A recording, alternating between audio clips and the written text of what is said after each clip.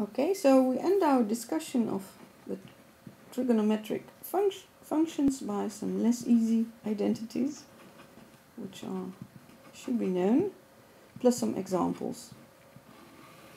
Now, which ones are the less easy identities? You can find them on page 50 of the book, Theorem 2. I will recall them. Which are they? Well, if we add up two angles, x and y, and we want to know the cosine, then this is equal to cosine of x multiplied by cosine of y minus sine of x sine of y. If we subtract these angles, then we get that minus changes into plus in the formula. Similarly, the sine of x plus y is equal to sine x cosine y plus cosine x sine y.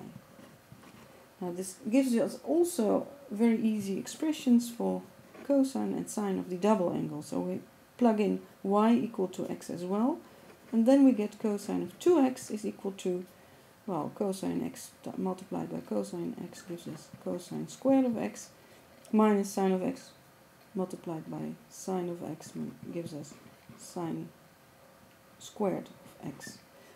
And the sine of the double angle 2x is equal to, well, we get y substituted by x here, so we get sine x cosine x plus cosine x sine x, we get 2 times sine x cosine x.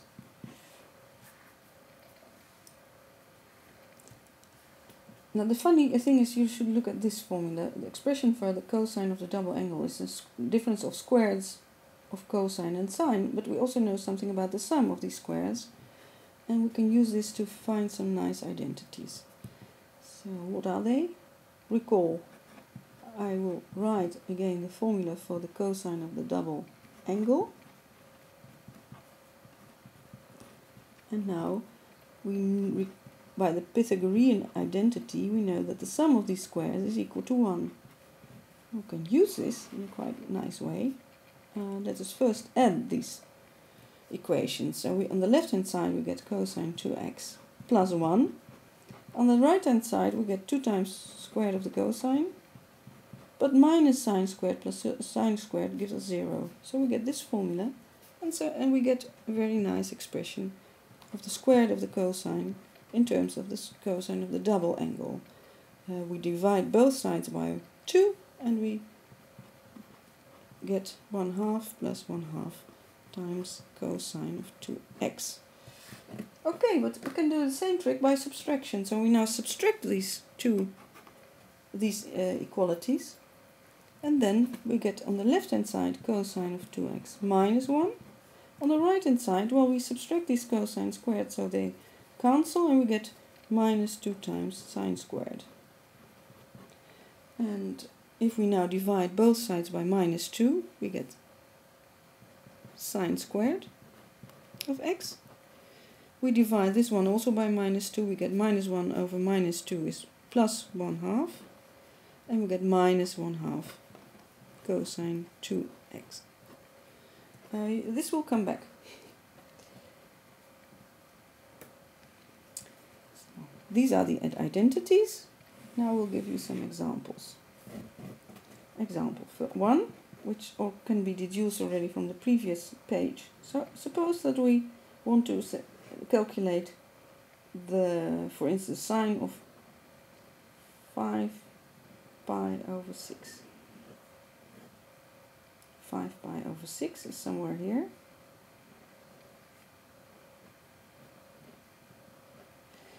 Now if you look at it, you see that this angle over here is, well, the sum of these two is pi, so this is equal to pi over 6.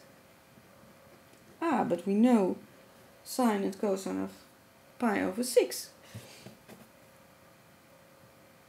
This is this one, pi over 6. And what is this? Well, we're interested in the sine of this angle, but this is the same value as the sine of pi over 6, because it is just the second coordinate of the corresponding point on this circle of radius 1. So what you get is that the sine of 5 pi over 6 is equal to, well, the sine of pi over 6. What was it? Well, if you recall, go back to the previous video, you know that this is 1/2.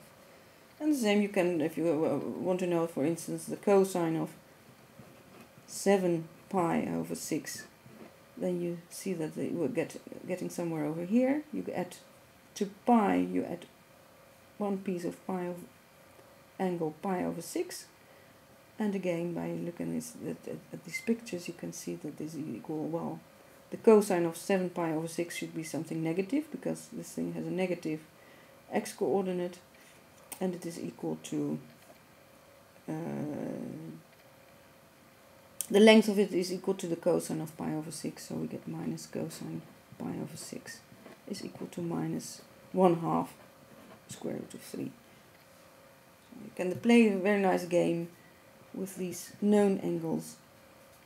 Following question relates to the next problem. So suppose we are given that sine of x is equal to 1/4 and x belongs to the interval pi over 2 up to pi. Okay, so we know that x belongs to which part? Somewhere sits here.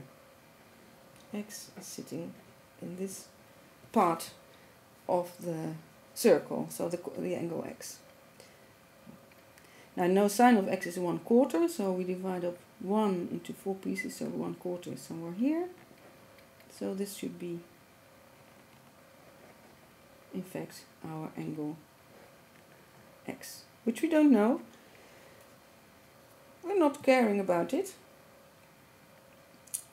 because what is the question? Compute cosine of this angle and the tangent. Okay, well, we know something about, we have some nice rules. We know that sine squared plus cosine squared is equal to 1. We're going to use that.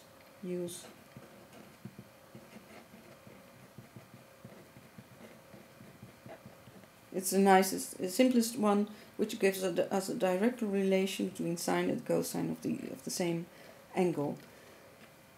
Now what do we get? This is equal to 1/4 squared is 1/16. So what we get is that cosine squared is equal to 1 minus 1/4 squared is 1 minus 1/16 is 15 divided by 16. Cosine squared. Now cosine x itself must be either the root of this or minus the square root of this expression. And now we have to look in our circle where we are. We are at this part, our angle is somewhere over here, and we see that if we take x in this interval, that cosine always is negative, because it's the x-coordinate of the points on the circle. So cosine x is negative, so it must be the negative root of 15 over 16, which is 1/4 minus 1/4 times square root of 15. Now, and now we know our cosine, we know our sine, so the tangent is equal to sine over cosine. 1/4 divided by this thing, so we get minus 1 divided by square root of 15. That's right. Simple matter. The last example is a little bit similar in spirit. We have to compute sine of 5 pi over 12. Now if you see such a question, then you have to think, well, quite possibly I have to use all these sines and cosines of the angles that I already know something about. And what I know something about is the angles 1/3 pi, 1/4 pi, 1/6, or say 5/6, 7/6 of pi, etc. So we have to somehow think, well, how can we make 5 over 12 from 1/3, 1/4 and 1/6? And if you think like a little bit, well, it's not immediate maybe, but you know at least you can deduce that 5 over 12 is equal to 1 over 6 plus 1 quarter. Yeah, I mean, 12 is 2 times 6. It's a little bit thinking, but after some time we realize that. And then we can compute our desired sign by calculating the sign of 1/6 over times pi over 6 plus pi over 4, and we have this nice formula over here. So this is equal to sine of the first angle multiplied by the cosine of the second plus cosine of the first one multiplied by sine of the second. And we know all these expressions. Sine pi over 6 is 1/2, cosine pi over 4 is 1/2 times square root of 2, cosine pi over 6 is equal to 1/2 times square root of 3, and sine of pi over quarter pi is 1/2 times square root of 2. And if we add up these things, we get here, first term is 1/4 multiplied by square root of 2. Here we get 1/4, 1/2 times 1/2, multiplied by square root of 3 times square root of 2 is square root of 6. And so we get this thing, and we can't do much more about it.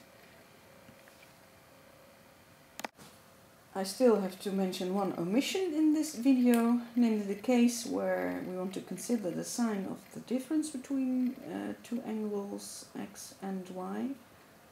I put the minuses in the right places over here, so we get sine of x minus y is equal to sine of x multiplied by cosine of y minus cosine of x multiplied by sine of y.